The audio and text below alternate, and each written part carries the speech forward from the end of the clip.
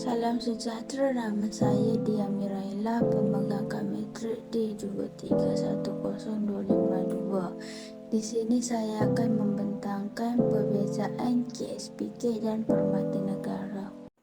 Apakah yang dimaksudkan dengan KSPK dan Permata Negara?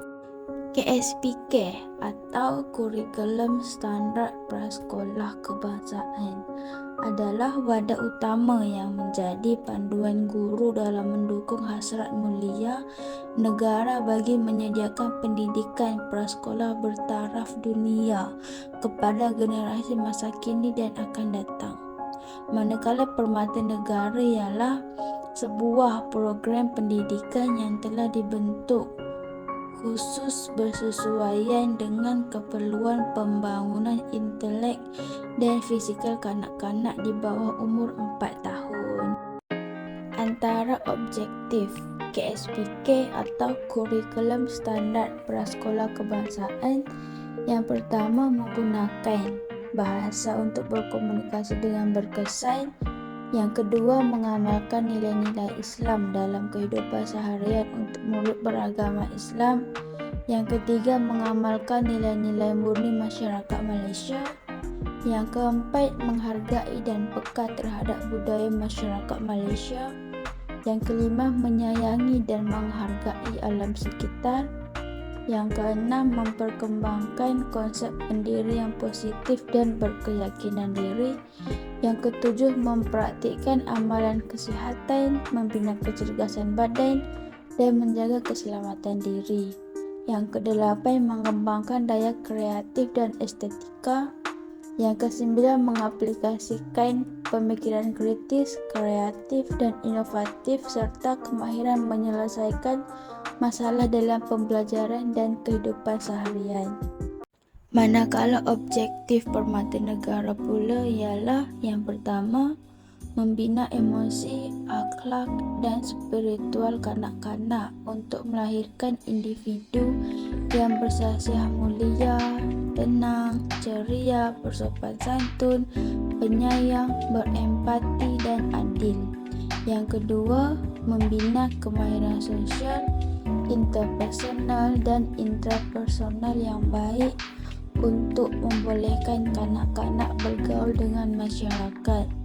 Yang ketiga, membina kanak-kanak menguasai kemahiran awal berbahasa, berkomunikasi dan literasi dalam bahasa Melayu, bahasa ibunda dan bahasa Inggeris. Yang keempat, mendidik kanak-kanak mengamalkan pemakanan sihat, kebersihan dan keselamatan diri dan gaya hidup sihat. Yang kelima, melatih kanak-kanak mengurus diri sendiri sehingga mereka yakin dan mampu berdikari dan boleh membuat keputusan berdasarkan kebolehan diri. Yang keenam, membentuk kanak-kanak mengembangkan motor kasar dan motor halus serta perkembangan fisikal yang mapan.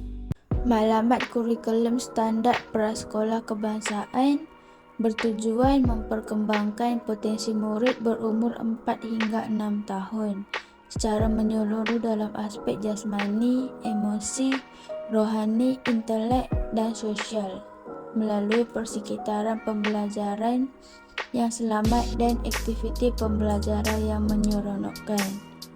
Ini bertujuan meningkatkan kemahiran, menanam keyakinan dan membentuk konsep kendiri yang positif pada diri murid agar mereka bersedia untuk menghadapi cabaran dan mengikuti pembelajaran seterusnya.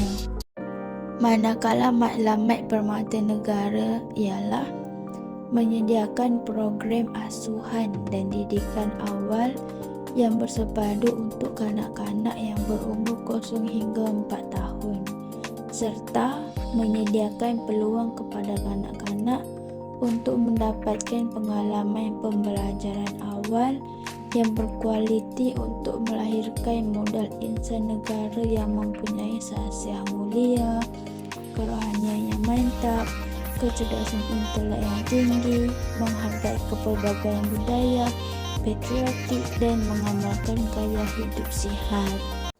Terdapat 6 tunjang dalam bidang pembelajaran KSPK. Yang pertama, tunjang komunikasi, menekankan kepada kemahiran secara lisan dan bukan lisan semasa berinteraksi.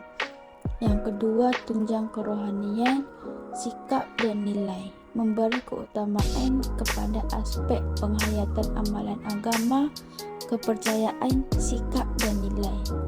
Yang ketiga, tunjang kemanusiaan, menekankan kepada penguasaan ilmu dan amalan tentang kemasyarakatan dan alam sekitar setempat, negara dan global, serta penghayatan semangat patriotisme dan perpaduan.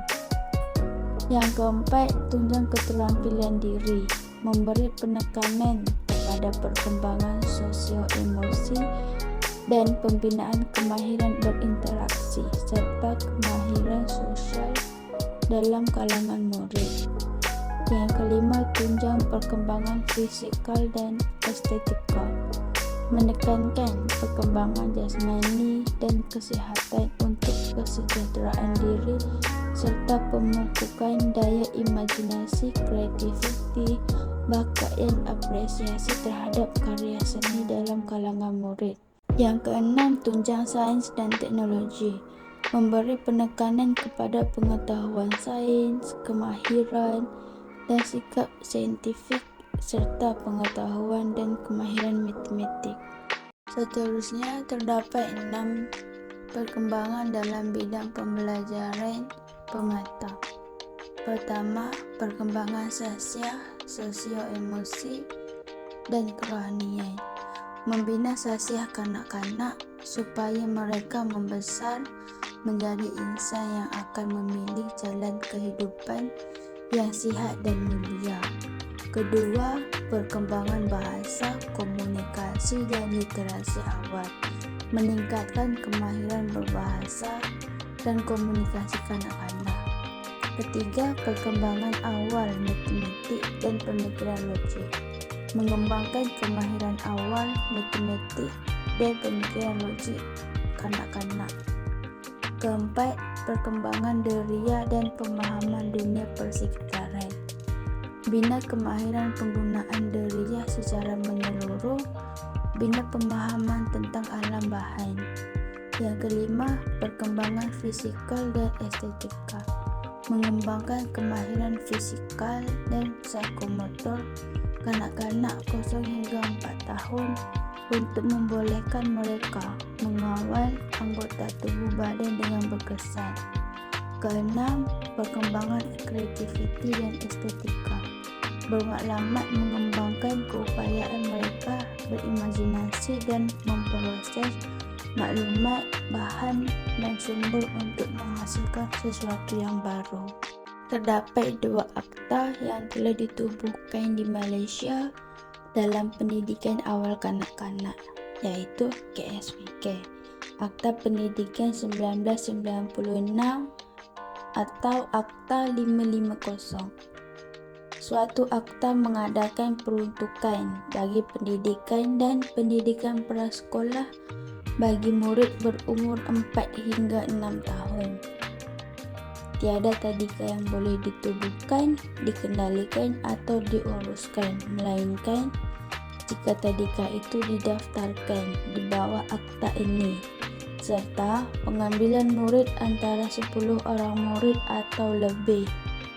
Bahasa kebangsaan menjadi bahasa pengantar utama di sebuah institusi pendidikan dalam sistem pendidikan kebangsaan kecuali sekolah jenis kebangsaan. Manakala Akta Permata Negara, yaitu Akta Taman Asuhan Kanak-kanak 1984 atau Akta 308. Akta Taman Asuhan Kanak-kanak bertujuan untuk mengadakan peruntukan bagi pendaftaran, pemeriksaan, dan penguatkuasaan ke atas taska dan bagi perkara yang berkaitan dengannya demi menentukan kesejahteraan, keselamatan, dan perkembangan menyeluruh kanak-kanak diutamakan. semua teman asuhan kanak-kanak tertakluk kepada akta serta boleh didakwa di mahkamah sekiranya tidak mematuhi akta. Sekian sahaja pembintangan daripada saya. Terima kasih dan salam sejahtera.